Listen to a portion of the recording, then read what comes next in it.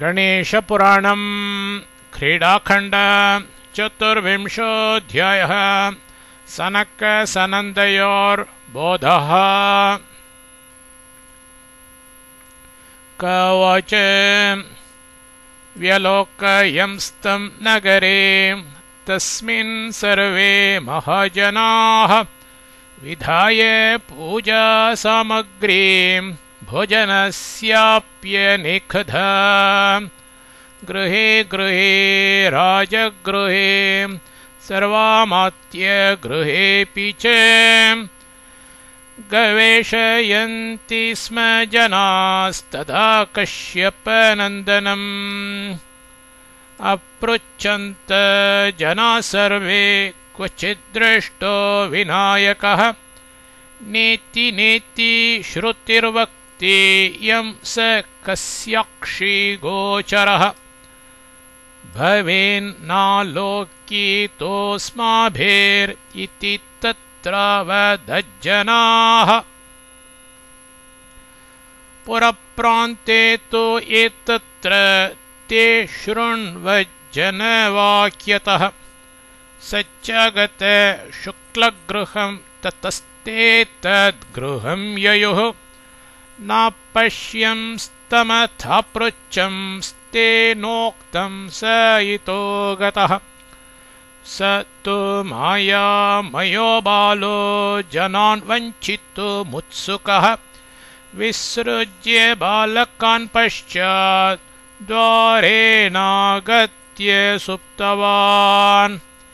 केचित्तं दद्रुषु सुप्तं हर्यक्षमिव गह्वरं केचित्तं क्रोधावशगा निनिन्दुर्बालको लघुः।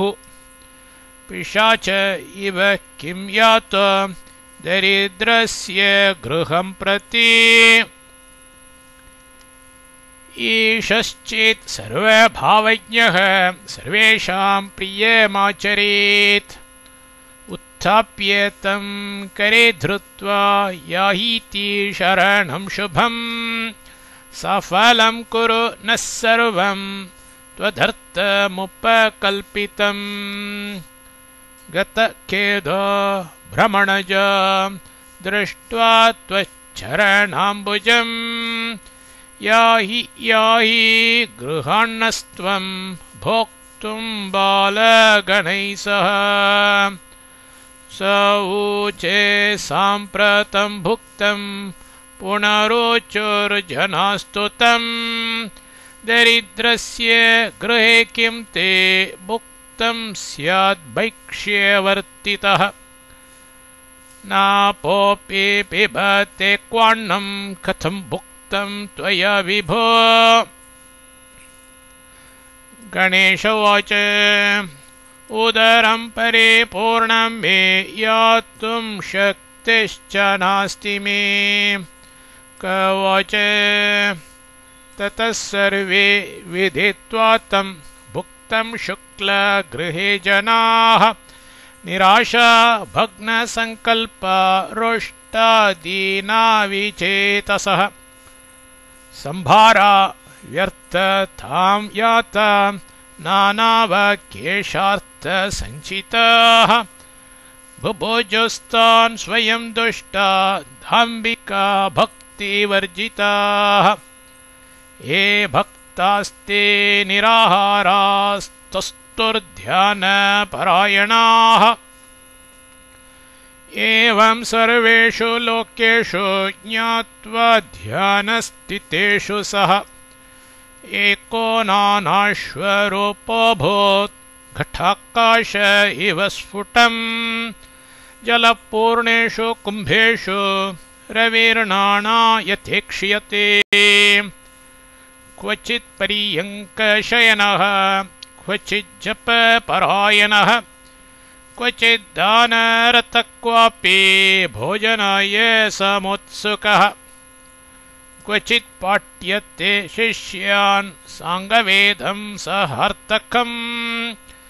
क्वचित् व्याकुरोते शास्त्रं क्वचिच्च पठति स्वयम्।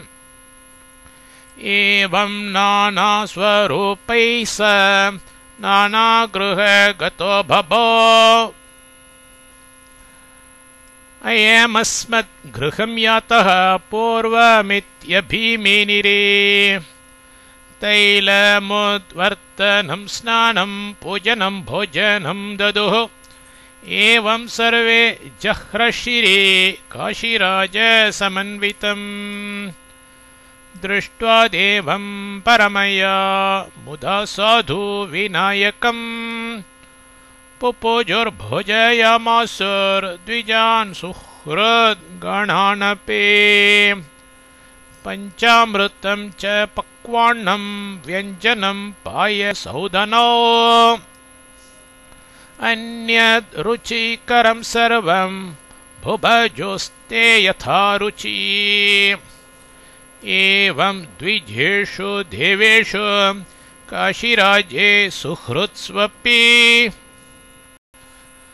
आशीर्वत्सु सभाविष्टः काशीराजोऽन्वपृच्छत् मायया मुनिपुत्रस्य मोहितोऽनेकधा कृतेः राजोवाच विनायको गतो भोक्तुं नानागृह इति स्फुटम् अयं मे निकटेऽप्यस्ति को नो भुङ्क्ते गृहे गृहे क्वचिच्च शिबिकारूढो याति भोक्तुं विनायकः गजारूढः क्वचिद्याति हयारूढश्च कुत्रचित् एवं सर्वेषु लोकेषु पूजाव्यग्रेषु बालके ततस्तौ नगरीं यातो तत्र विनायकम् अपश्यत भुक्तवन्तं परावृत्य समीयतुः यत्र यत्र गृहे यत्तो तत्र विनायकम् निर्वृत्य सकलं नित्यं भिक्षार्थं पर्यगच्छत शयानं शयने दिव्ये भक्षयन्तं फलानि च चर्वयन्तं च ताम्बूलं क्वचिद्गन्धादिचर्चितम्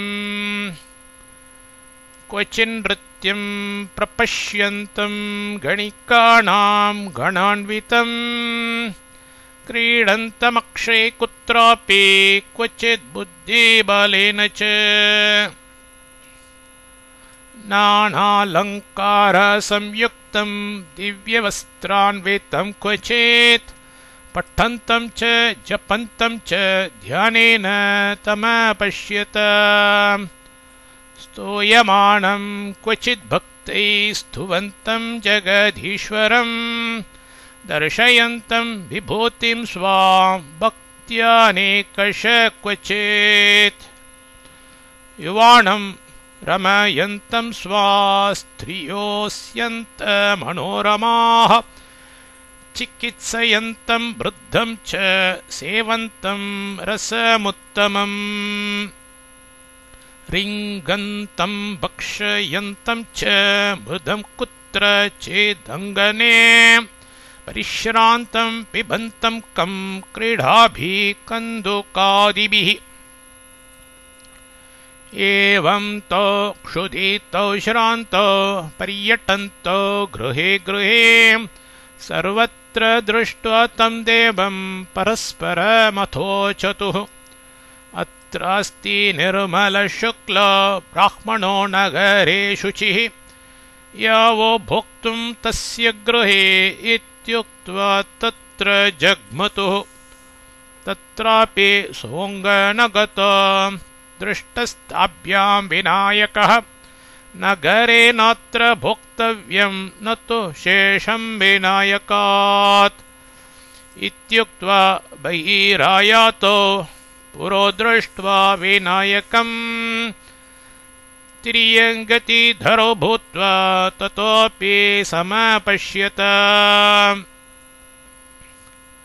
प्राच्यां प्रतीच्यां च दिशि तमेवेतौ समन्वतः अधश्चोर्ध्वं सर्वगतं विनायकम् अपश्यत विनायक स्वरूपं च तौ पुनर्विश्वरूपिणम् सर्वं विनायकमयं वस्तुमात्रम् अपश्यत अथ भावयतां शम्भुं विष्णुं तौ वृषविस्मितो अपश्यतां हृदि तदा तं च विनायकम् निमील्य नयने चान्तस्तमेव मुनिसत्तमा उद्घाटय नयने चापि स्वान्तयेनम् अपश्यत किरीटिनं कुण्डलिं मुक्तामालाम्बराङ्गदम् कटिसूत्रेण हैमेन मुद्रिकाभिश्च भूषितम् सिंहारूढं दशभुजं सिद्धिबुद्धियुतं शुभं भालचन्द्रं मृगं मदे तिलकं नागभूषणम्